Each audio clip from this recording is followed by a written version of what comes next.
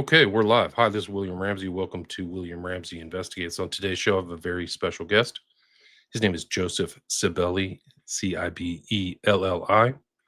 And if you're watching this on YouTube, X, Rumble, Rockfin, you'll see the cover of his new book. The full title is The Tylenol Murders, A Father's Confession to His Son. For people who are old like me, I remember this event, the Tylenol Murders. I think it was 1982. It really took up so much. It was very mysterious, took up so much media time, and this book kind of jogged my memory of that time. It was a long time ago, and this had a huge effect. It really resonated and reverberated through American history, maybe more than we perceive. But he can talk more about that and talk about this event. This is his first book.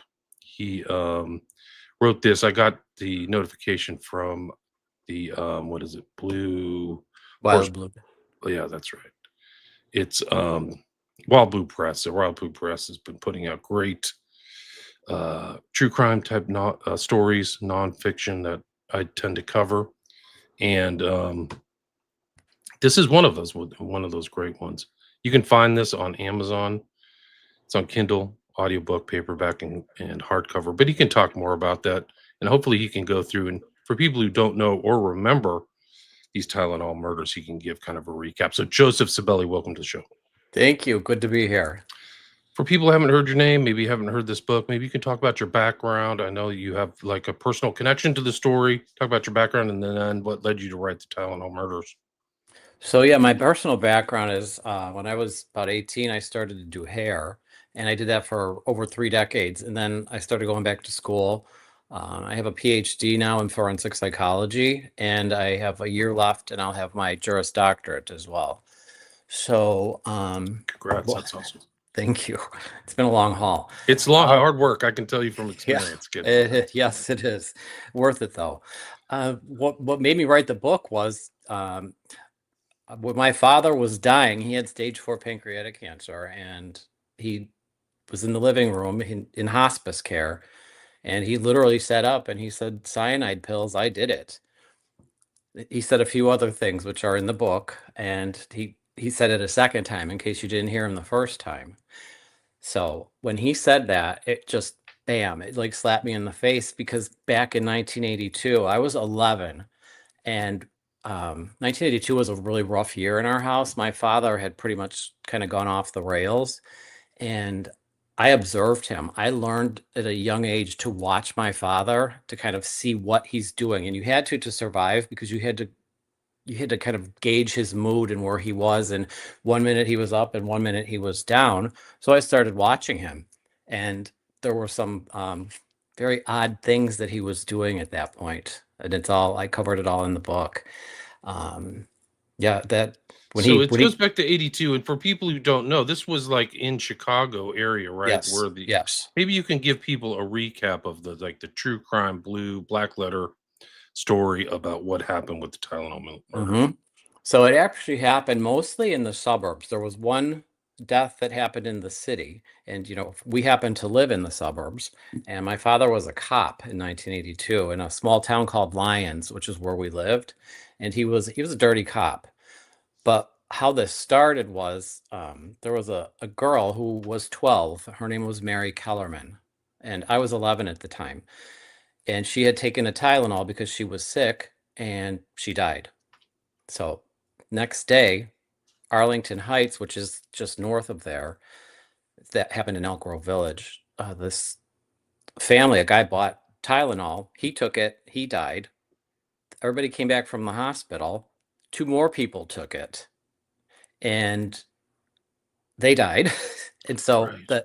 the greatest part of this is that there was a woman, and she was a nurse in Arlington Heights. She worked for the city of Arlington Heights, and her name is Helen Jensen. And I actually had the pleasure of talking with her yesterday on the Oh, phone. wow. She's now 88 years old. So this happened almost a lifetime ago, because she was 44 when this happened. So I sat with her on the phone, and I talked to her, and I told her my story, and I told her about the book and everything, all the parallels that I made, and then his deathbed confession. And she said to me, she said, "Sweetheart," she said, "this story makes the most sense to me out of anything I've ever heard. I have heard every story." And she said, I'm 88 now, and she said, I feel like I can go and know that this has been put to bed. So Wow, that that's was amazing. powerful. That was a powerful conversation I had with her. And there's like how many people died? 7. They didn't know right There away were that it was 7, 7, right. right? Oh, that's where Helen Jensen, the nurse, came in. And Yeah, Helen Jensen was like, she went to the house in Arlington Heights because I think people were thinking it could have been a gas leak. It could have been, how are these 3 people in one house right, dying? right. And so she went into the bathroom and she was looking in the medicine cabinet and she saw a bottle of Tylenol in there. And the lid, I think the lid was not completely back on. And she looked at it and she opened it. There were 6 tablets missing. And she literally, I mean, she like coined the phrase, it has to be the Tylenol. So, um, one of And the officers there, I think he was a fireman, he had heard about a girl in Elk Grove Village, which is south of there, who had died the day before, and it was mysterious. They didn't know, did she have an aneurysm, a heart attack? What happened to this girl? She just died. So, right. Right, so um, it was a big mystery. So and then it's like, correct. what's going on? And then there was I don't know at what point they figured out it was the Tylenol, and then it was like public chaos, really, like nothing short of Absolutely. like just madness, like public madness, yeah. We had no internet at the time. We had no 24/7 news. So the fact that this woman so quickly figured out that it was the Tylenol, that was when everybody started throwing Tylenol out. People were turning it back into the police, and Everything it was that, happened at the pharmacies and everything, like they cleared yeah, the shelves, like that was crazy stuff, gone. yeah. Like, yeah, it was gone, and people, there was just this crazy, there was no consumer trust anymore. So it was not long after that that my father took a barrel into his workshop, which I call the lair in the book. I call it the lair, and he was throwing so much stuff in there, and he had a big fire out in the yard. So he got rid of all the evidence. So he got rid of all the evidence, and Hmm. then, for people who don't know, we didn't have the internet, we function on newspapers, Oh yeah, things like that, and also there wasn't, as much issues about this public safety surrounding products, right? So, like, there were correct. no caps on anything. We didn't even No, actually, when I grew up, we didn't have seatbelts, right? no, So, yeah. yeah, and these boxes of Tylenol. So it was a cardboard box. It closed. There was no seal. There was nothing on it. You just pop it open up, take the bottle out. You could pop the top off. There was no safety caps, and then there was cotton stuffed inside. There was no safety seals. Right, so like today we have the top that you turn to Hmm. get the 2 arrows close to none of that used to exist, people. It's really amazing. It's crazy, and And it's all surrounding these murders. yeah, because in 1982 they didn't have any kind of a anti-tampering act, and we were talking about this before the show. But in 1983 they passed the Federal Anti-Tampering Act, and that was after this, obviously. So when this all happened, the FBI didn't even have any type of jurisdiction to investigate this. They assisted police departments, but they couldn't even investigate. They couldn't even take the lead. And they didn't have a suspect right away. I remember in my mind's eye a very grainy picture of a potential suspect, a man. Do you remember Correct. that? Yeah. There was James Lewis, and James Lewis, he was a shyster. There's no way around that. But he was in New York at the time, and he had sent an extortion letter to Johnson and Johnson. In his extortion letter, he said, you know, I'll stop the killings if you wire $1 million to this bank account. Okay. And it was his wife's former boss's bank account. So I mean, he was doing a setup to make his wife's boss look like she did this. So Interesting. So, and I I think mean, at that point, my dad was just sitting back going like, hey, you know what? Let him go for him. right, he was an opportunist, and that was, I mean, the public thought that. So, Yeah. like, how did the investigation progress from the events of 1982? Like, and I mean, the thing is this was a nationwide fear, even though the deaths were contained in Chicago, right? Deaths were contained in Chicago, actually in the suburbs of So Chicago. There was Chicago. only one death in the city itself. So, and there were multiple jurisdictions involved with this. And like I had said, my father was a cop. He was what you'd call a dirty cop. And I think he knew, I'm not going to get caught. They're never going to catch me. So he knew the multiple jurisdictional Oh element yeah, because he was a absolutely. He dirty knew cop. that.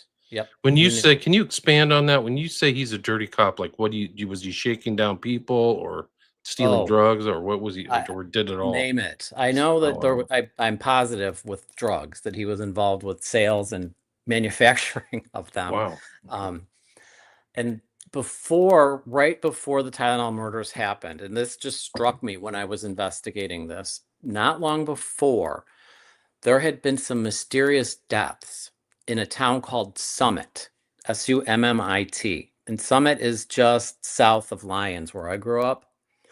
And there were some people who had just very strange drug overdoses. And so the Cook County medical examiner went back and re-examined these deaths, and they were cyanide, and they were Oh, labeled as a wow. drug overdose. I'm telling you, he slipped that in there. He was testing it. Wow. Yep. Wow. So it was a hot fix type thing. Oh yeah.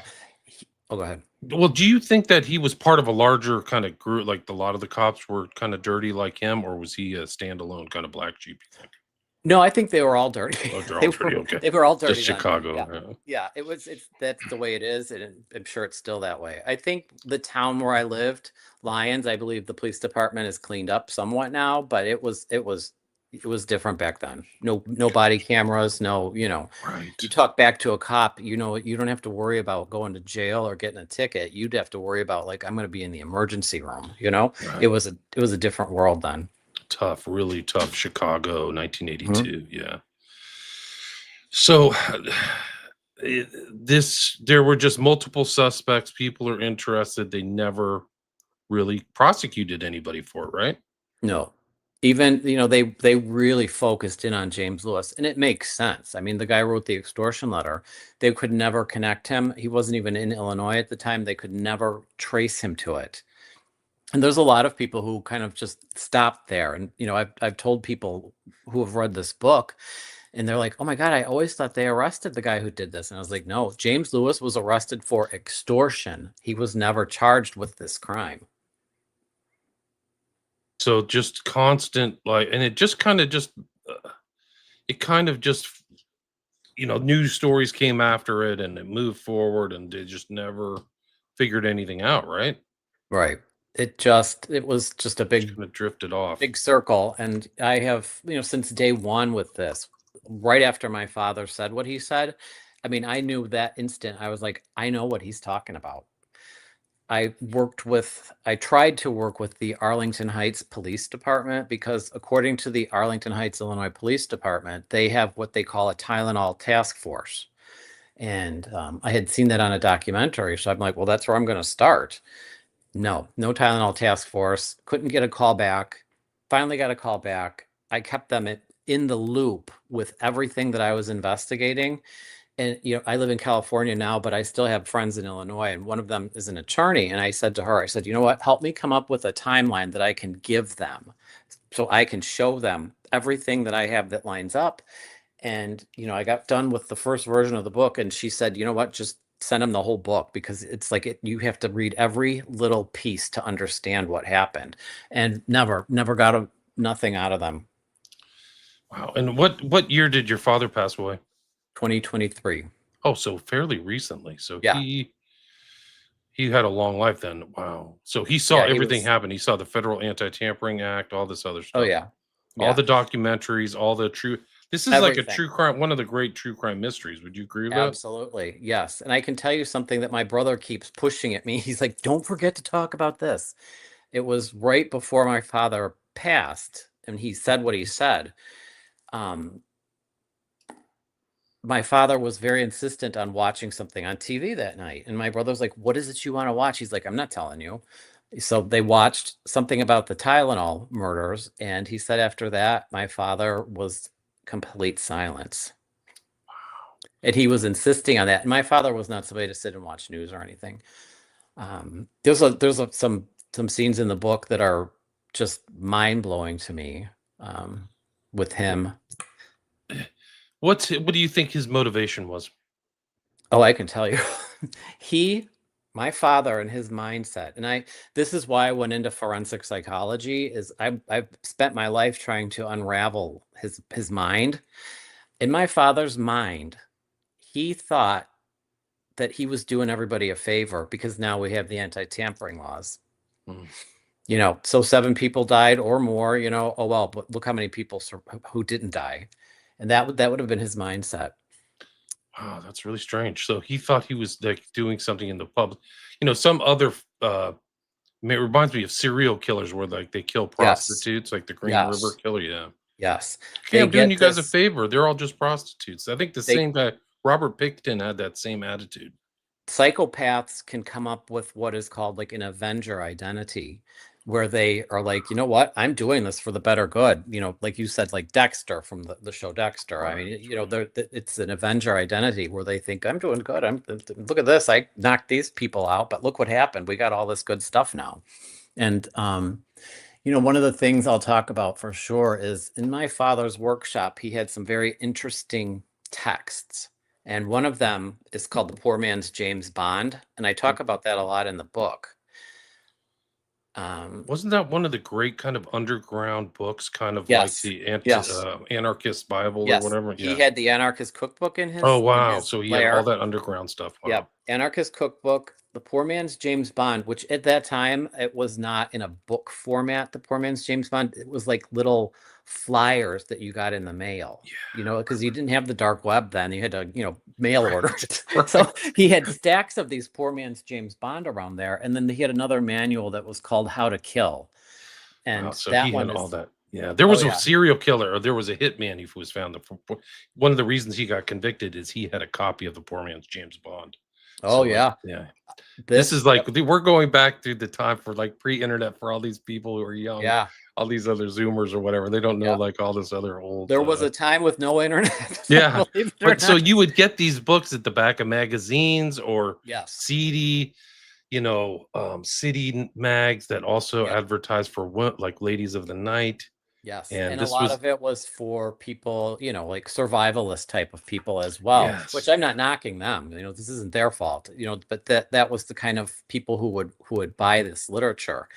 So 2024, after my father was dead and I started piecing all this together, I had to go online and try and find copies of The Poor Man's James Bond. So I'm probably on the FBI's list right now. They're probably going to, Yeah, look me through my too. I drawer had to the get it. anarchist cookbook. Like if Yeah. you had the anarchist cookbook, you could get on a list just by having that book because Oh yeah, it was so naughty. absolutely. Yeah, I don't know where he got his, but he had it, and I mean, I can still picture it in my head. The cover was black and white. It was very simple, black and white anarchist cookbook, and I talk about that in the book because I saw it and I was like, what is this? Why does he have a cookbook in his workshop? And what's an anarchist? And what do they eat? And then I open it up, and there's diagrams of bombs and how to make poisons and how to make illicit drugs. Right. Like it's Yeah, not about anarchy, it's about like murder and violence and all kinds of yeah. horrible stuff. So Anarchy in the meaning like less government, that kind of stuff. Yes, yes. And he had, like I said, the Poor Man's James Bond. So I got these bound editions of the Poor Man's James Bond. And, I went through them and I'm reading and I'm seeing in there that this plan to put poison into capsules was laid out in the Poor Man's James Bond. Oh wow. Yes, Oh, you can wow. go in there and look, and I don't have it right in front of me. Thinking it says Where did you find the old copies? Because I figured those were all gone. Like, this I got from a military supply oh store, wow. I think in Oregon. Wow. And this guy Ketchum saying police driving around suburban neighborhoods screaming on bullhorns, do not take any Tylenol, throw away your Oh bottles. yeah, Well, yeah, it I was a remember mass that. hysteria. Yeah, Justifiably, I guess. it was insane. And I just remember, I was 11 and I just, Halloween was canceled that year because that was like the big thing. It was like everybody was like, nobody was out trick or treating. And it was just kind of like an end of an era. I feel like everything changed from that point forward. Yeah, and the Paladin Press, Wahad Rex says Paladin Yes. Press out of Boulder, Crazy Punch, met them at gun shows. Makes sense that they're gun shows. But yeah, that was really underground publishing back in the day. Like I think they got in trouble. I think they actually got sued by somebody who used Poor Man's James Bond. That's a There whole nother. was, yeah, there was some stuff about that, because I'm in my going to my last year of law school. I mean, it has really crossed the boundaries of freedom of speech, which we have. And I mean, I've read through this thing, and honestly, like in my opinion, I don't feel like it crosses the boundaries of free speech. Gotcha. This guy is putting things out there, and what people do with it, it's up to them. Not, he can't be responsible for that. Though there is some sense of like, well, don't put it out there then, but that's, it's too late for that now. Yeah, it's too late. So you actually got the old poor man's James Bond. If I remember on the cover, there's a guy with like a silencer with a gun. Is that right? Or is my memory The not? the book, what I have is a compilation of all of them bound together as like an actual book that you can open up and flip through. So I don't remember what was on the cover. This one, there's a skull on the cover of one of them. And when I saw them in my dad's workshop, I don't remember what the cover looked like, but they were just thin, like pamphlets. I mean, like a Yeah. church bulletin. They were just you'd flip it open, and there was typing, and it was in all different directions. And yeah, he had stacks of them. So he saw himself as kind of like that Avenger. I mean, I've never heard that. I believe you're right, Avenger identity. So he thought Hmm. of himself as almost like a Batman type figure or something Oh like that yeah. with the, yeah. And oddly enough, he would say that my father, in this time period, probably starting in about 1981, um, he started wearing the Superman t-shirt all the time under his uniform, outside of his uniform. He was in that shirt more than he wasn't. And in the book, I go into how he got the cyanide in the house. And he had this little pink cup, and that had powder in it, and he had that hidden in his lair. So at that point, I was still like, we could still talk. After that, we had no relationship. But I had asked him, I was like, what's in the pink cup? And he's like, you don't need to know. And I said, no, seriously, what's in the pink cup? I want to know. And he looked at me and he said, it's kryptonite. Do not ever touch that cup. And I looked at him and I was like, but I thought kryptonite only killed Superman. And he said, no, kryptonite can kill anyone. Wow, pretty ominous So, stuff then. So yeah. how like at what point did you kind of not hang out? Like were you gone out of the house? Did you stay in Chicago after like high school and stuff? Were you Yeah, I around him stayed in growing up? Chicago until 2014. I moved to, Okay, to California, but I cut him out of my life in about 2015, and gotcha. that was So the so end of you kind that. of still so you think that he just kept quiet that whole for like the remaining 4 decades of his life. He just Oh yeah, he would say cryptic little things. My father, he never. If you ask him a question, you couldn't get an answer from him. You would get like a riddle, mm, and even when he said this on his deathbed, he said cyanide pills. I did it. And then he started talking about three of the victims, oddly enough, from the cyanide murders were their name was Mary, which is wow. also my mom's name. And he was sitting in the living room one day and he said, the three Marys should still be here. One of them was so young, Mm. 12-year Which old. is the Mary Kellerman, the first Mary victim, right? Kellerman, the very first, It yes. was September 29th, 1982, according to Correct. Wikipedia. Wow. So do you think that you think he was in other murders? Do you think that he was a serial killer type figure? Well, it's interesting you would bring that up because so when I started writing this book, when I wasn't even starting to write a book. I just wanted to go back and revisit my life. And I honestly, my father was not a nice person, but when you live in a situation like that, you are trained to still protect your abuser. I don't know if that makes sense or not, Yes, but it does. It you're happens all the mentally, time. Yeah. yes, you are mentally trained to protect your abuser. And though I did not have any relationship with him, I in my mind, I'm like, no, he didn't do this. I don't care what he said. There's no way he did this. So I started going back in time, and every time when I would try and find some, what's called exculpatory evidence, anything that would say he couldn't have done this, he was out of the country, or this happened, or that happened, I found like five more things. So on that journey, I uncovered a few more things that have his fingerprints all over them. So there's more to come. My brother and I are actually working on that now. And your brother put the afterword in this book too, Hmm. right? Right. Yeah, So and it's interesting because when I started working on this, my brother was always team dad. Do you know what I mean? sure. Didn't matter what my dad could burn your house down. My brother would be like, I didn't see it. So after I finished this book, I had what I was calling just the beta version of the book, the manuscript, and I sent it to him, and he was can he was pissed. He was royally. He didn't want anything to do with this. He was like, "You're crazy." And he read it one time, and then he read it a second time, and then he said, "You know what? I know more about this." And now he 1000% believes this. So Wow. yeah, So he he's did there. write the It's epilogue. right. He wrote a double lock. Sorry, I got the wrong name. Yeah, no. But I found that interesting that like this happens in families. Like the people, sisters cover for their serial killer brother or whatever, or Hmm. somebody who did something. People be quiet, or Yep. they don't look into it deliberately. That's another like forensic psychology story is this whole thing Hmm. about like, I don't know what you call it, the phenomenon, but it's definitely there. Um, have you seen the new cold case Tylenol murders that came out? I think there's Um, one that came out on Netflix. I It was I have last year. seen. I saw one then, and I saw another one that was on Paramount Plus. Do you have any thoughts about these kind of newer investigations? I think, all the newer, every single one of them, they always, what upsets me a lot about it is they kind of just shy away from the victims. Those people who died here, and they take the story and they focus right in on James Lewis. And that's how every Wow. one of these documentaries ends, is like they're focused on him. That guy went to his deathbed. He died in June of 23 saying he didn't do this, you know? Right. So I'm hoping to change this narrative. That's interesting. I mean, what other indicators about your death? I mean, here's the where how did somebody get cyanide? It's not really that easy to just kind of, make that appear, right? So his full-time job, he worked for General Motors in a division of General Motors called Electromotive, which was in McCook, Illinois. That was his full-time job.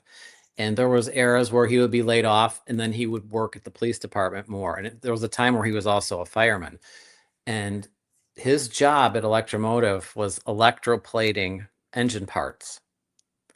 The main component for electroplating engine parts is cyanide, Cyanide. potassium cyanide. Right. It's a specific subset of cyanide, right? Is that Yes. right? Yeah. Okay. Yep. Wow. So he had access to that. That's Oh yeah. another huge tell. So that's it. Yeah, Like, he had access to that. And I describe it in the book how he got this in the house. And, he used to bring crazy stuff home from there all the time. He brought home mercury from there, like jars of mercury. I mean, like, what are you doing with that? That's deadly. If it was 11, you didn't know it then. And there's a story I tell in the book about my father killing a tree. We had a tree between our fence and the neighbor's fence, and he just loathed that tree, and it caused so much trouble. And he tried everything he could do to kill that tree. So in about 1980, he it's all in the book, but he took these copper nails and he soaked them in a solution. He had me come out to the fence with him, and he had already drilled holes in the tree. And then he took these copper nails that had oxidized and he put them in a bag with some kind of a powder. And he wore two pairs of gloves. He had me stand back. He dropped those nails into the powder, and then he went very gently, very meticulously, and he pounded those nails into the pre-drilled holes. And he just looked at me and he said, "That's how you kill a mulberry tree."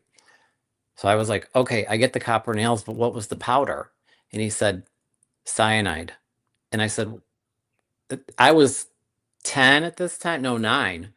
And he said cyanide. And I was like, well, that's poison, right? Where did you get her? And he said Generous Motors, which is what he would call General Motors, because he was always stealing stuff from there. So he called them Generous Motors. And that is burned in my memory. wow, that's something else. So he was kind of like a mad scientist too, not only an Avenger identity, but Oh, like yeah. Oh, yeah. tinkering around in the Oh, lab yeah. and stuff. He would build, I mean, he was trained in the military to do EOD, which is explosive ordnance disposal. He was also trained during that time frame. He was a sniper, and he was trained in poisons. This Wow. is all in the book. This is part of his actual military history. I have his How military records. how long was he in the military for? Do you know the time frame? Yeah, I can tell you exactly. Normally when you sign up in the army, apparently it's a 3-year stint. They let him have a 2-year stint because they were having him do these quote unquote special things for them. And so he only was 2 years. And then when he left the military, because obviously I've talked to my mom about this, and she's absolutely devastated. But you know what she told me through tears one day? She's like, you know what? She's like, I trusted him. And she said, when he left the military, he promised me that he left that life behind. Interesting. So yeah, he would tinker with all kinds of things. He would What were build the these weird electronic doodads, and he would build, I mean, just all kinds of stuff. You just never knew what he was doing. what years was he in the military? Do you recall offhand Yeah, he was the time frame? 69 until Wow, I was born in 71, and he came home right after I was born. So it was just a 2-year stint. interesting. Yeah, There's a so real connection between being in the military and like involved in deaths and murders and stuff like that. Like you it's can write a yeah. long, long list actually. Oh yeah, absolutely. So that's kind of a tell. They usually sometimes they get that era was a lot of experiments and stuff like that, but sometimes they look for people with different sensibilities is a way to put it, you know. Correct. And in the book, he tells his story to me. I'm writing it, and I said, this is my father's voice. But he told me, he went down to Fort Leonard Wood, which is in Missouri, to do his basic training. And then he was supposed to be going somewhere else. And he said, some big wigs came up to me. And he said, I mean, some big wigs came up to me, and they took me into a room and said, we have a job for you. And it was at that point then where some of his records got redacted. I have no record of where he was from Wow. September of 69 through the beginning of October of 69. What he told me was that time frame that he spent it in Oakland, California. Hmm. There's a lot happening in Oakland around that time. Yeah, a Pretty, lot. yeah. So yeah, he I mean, that's like before, let's see, what is it? Symbionese Liberation is 74. mhm, So then I think before that is Hearst and just a lot, I mean, just a lot of social ferment there. So mhm. Yeah. wow. He And was the Operation Chaos was active around there in late mhm. 1960s and 70s. Like I'm not saying he's involved in that, but that overlaps with that. I know I could write a whole book on people who brought into the military and then like you can't find their records. Like one No. of the So yeah. I talked to a friend of my dad's. So I can't even tell you how many people I interviewed for writing this book. And I'd reach out to them and I'd be like, you know what? I just want to talk to you about my dad. I did not say what I'm investigating. I did not say I'm looking into the Tylenol murders. I said nothing. I just said, I just want to get some background information about my dad. So I talked to this guy who was on the fire department with my dad. Very nice guy. I remember him from when I was a kid. And, we went through this whole thing, and, he gave me a lot of background information about my dad, the things I knew, things I didn't know. But at the end of the conversation, I said to him, do you have any idea what I'm investigating? He said, no, honestly, I don't. He said, but I'm going to tell you something. You should get your father's military records. And he said, your father also had, in his words were, a deep knowledge of chemicals and chemistry. The hair on the back of my neck stood up. I was like, okay, he's got no idea what I'm even investigating. So that's what spurred me on to get my dad's military records. And it's just literally, there's pages of black. There's just pages that's all redacted. Wow, that's Yeah, incredible. That's really I pages mean, of that. it's just a huge tell for me. Like that's something. So wow. I mean, yeah. Sometimes He yes. told me in his book, I mean, in his story about his life, he told me, he said, I was trained in poisons. And he said, when I went to Okinawa, he left for Okinawa during Vietnam. He said, I left for Okinawa with your mom, the nuclear codes, in a suicide pill in my pocket. That's Yeah. amazing. I mean, he had told me, he's like, they said there was no nukes in Vietnam, and that's BS. You know what I mean? So yeah, there's a It lot in is this book. BS. It Yeah. LBJ wanted to nuke Vietnam. Oh, yeah. The Joint Well, my Chiefs said dad, no, we're not going to do it. according to my father's story, he was there. They were living on Okinawa, and he would tell my mom, he'd say, he's going in for guard duty at the base. He'd be gone Mhm. for 3-4 days. He was over in Vietnam. And she didn't So even know this until maybe 7 or 8 years ago. right, so it's all special kind of assignment type Yeah. stuff. Okinawa was a known staging area for Southeast Asia and all that stuff too. Yep. So there they were Wow. there, So and then he has the right back. I mean, he has the right background. Mhm. to I mean, be he able told me he to was do trained something in like this. poison. He told me Right. Right. specifically he was trained in poison and sniper. He was a sniperman and the EOD, the explosive ordnance disposal. Wow, that's wild. It is what's really astonishing is like this has never been solved. They've never been able No. to prosecute somebody for it. Nope. And now I mean, he's gone, so that's, not touchable. But I think what I did with this book, I took my lived experience with him, documented things that happened, laid it next to the Tylenol murders, and then I put that all into a box, which was his deathbed declaration times two, he said it. And then with that box, I tied it with a bow. And there's something my father said, and it was one of the last things he said. He was staring kind of out into space, from the medication, I'm assuming. Sure. And he's looking down the hall and he's talking to somebody, but there's nobody there. And he said, if you saw what I did, if you knew what I did and you did nothing, you should be ashamed of yourself. You would be the monster. So I kind of feel like that was for me. Right. So it's kind of I like it's signed a kind of a confession. Wow, yeah, that's really wild. Let's see. Do you have time for a few questions, Joseph? Yeah. Somebody from the chat's asking you a question. It's Sammy McPhee. Do you feel the massive true crime channels has affected your books getting noticed? Do you have any thoughts about that? I mean, you Hmm. just published it, right? Yeah, it just came out on Tuesday. So I Right. haven't really noticed it. I have no idea like how many I've sold. I mean, I keep getting messages from people like got your book, got your book. And I'm sitting here and I live in California and I'm like, I still don't even have my copy of the book. The Right. publisher sent me copies and I'm like, they're still not here. You Everybody else already is have done one reading it. 5-star review, Joseph, so you can put that. You have a straight 5-star review, which is really phenomenal. Oh, I like that. I You have to can go look brag at about that. that. I've Was seen that it. on Amazon? I don't even know. Yes, correct. All It is right. there. I'm looking at. I'll show it to you right now here. I owe somebody $20 then, I'll tell you. Yeah. No, just say it has. You should just go on every show and say I have. It has 5-star reviews. Oh, I'm going There to. it is, right Look there. at So that. Well, I'll be. there it is. Oh, I'm gonna go look at that and see There it who is. it was. Kindle, audiobook, paperback, Yeah. hardcover. We didn't cover everything in this book. There's so much more information. You know what? This book, I'm gonna tell you what, this book, when people read it, they're gonna be like, oh my God. And it's just the beginning. There's just so much more that's not even in this book yet. I mean, just little things, and there's a couple little surprises that are in the book that I put into the final version, and it's gonna be interesting. It's gonna be an interesting ride because I feel like this is just the beginning with this. Well, you can do definitely a second edition. There's nothing preventing you from doing that.